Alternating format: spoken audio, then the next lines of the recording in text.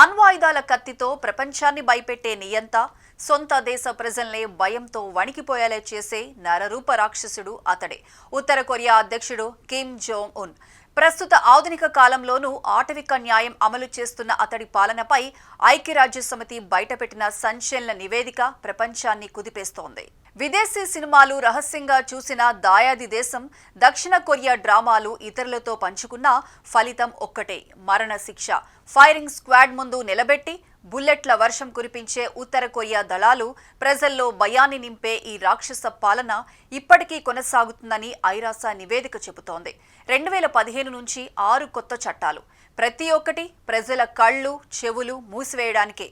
సమాచారాన్ని పొందనివ్వక, ప్రపంచం చూడనివ్వక ప్రజలను బానిసలుగా మార్చేస్తోంది కిమ్ జోంగ్ ఉన్ పాలన. 2023లో ఉత్తర కొరియా నుంచి తప్పించుకొని పారిపోయిన కాంగ్ యూరి అనే యువతి తన 3 స్నేహితులు దక్షిణ కొరియా సీరియల్స్ చూశారనే కారణంతో 23 ఏళ్ల వయసులోనే మరణశిక్షకు గురయ్యారని కన్నీళ్లతో వివరించింది. ప్రజలకు తగిన ఆహారం అందిస్తా అన్న వాగ్దానం, దేశాన్ని అభివృద్ధి చేస్తా అన్న హామీ అన్నీ కేవలం మాటలే. 2019లో అమెరికాతో దౌత్యం దూరమయ్యాక అణ్వాయుధాల దిశగా పరుగులు పెట్టిన కిమ్ జోంగ్ ఉన్ ప్రజల జీవితాలను నరకంలోకి నెట్టేశాడు. ఉత్తర కొరియాలో రోజుకు 3 సార్లు తినడమే ఒక విలాసం. కరోనా కాలంలో ఆకలితో మరణాలు దేశమంతా వ్యాపించాయి. చిన్న వ్యాపారాలకే ఉక్కుపాదం, సరిహద్దు దాటితే కాల్చి చంపేయడమే శిక్ష. కార్మిక శిబిరాల్లో చిన్నారులు, అనాథలు, వీధి బాలలు బానిసలుగా ప్రమాదకర పనుల్లో ప్రాణాలు కోల్పోయినా అది నాయకుడి కోసం చేసిన త్యాగం అంటూ కిమ్ జోంగ్ ఉన్ కీర్తించే గానం ఇవన్నీ బయటపడ్డాయి.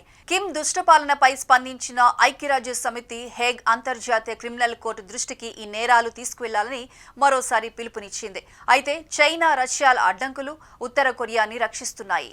గత వారం బీజింగ్లో షీ జిన్పింగ్, పుతిన్లతో ఒకే వేదికను పంచుకున్నారు కిమ్ జోంగ్ ఉన్. దేశ ప్రజలు ఆకలితో అలమటిస్తున్నా నిరంతరం తన సైనిక శక్తి ప్రదర్శనలో మునిగిపోవడం ఈ నియంత అలవాటు. కానీ అణ్వాయుధాల నీడలో కంపిస్తున్న ఒక జాతి, ప్రజల కళ్ళు చెవులు మూసేసిన ఓ రాక్షస పాలన ఈ రోజుకి నిజమిదే.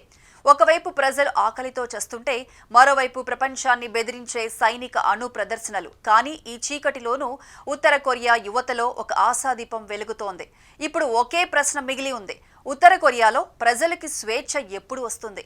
అణ్వాయుధాల వెనుక దాక్కున్న కిమ్ మానవత్వం ముందు ఎంతకాలం నిలబడగలడు?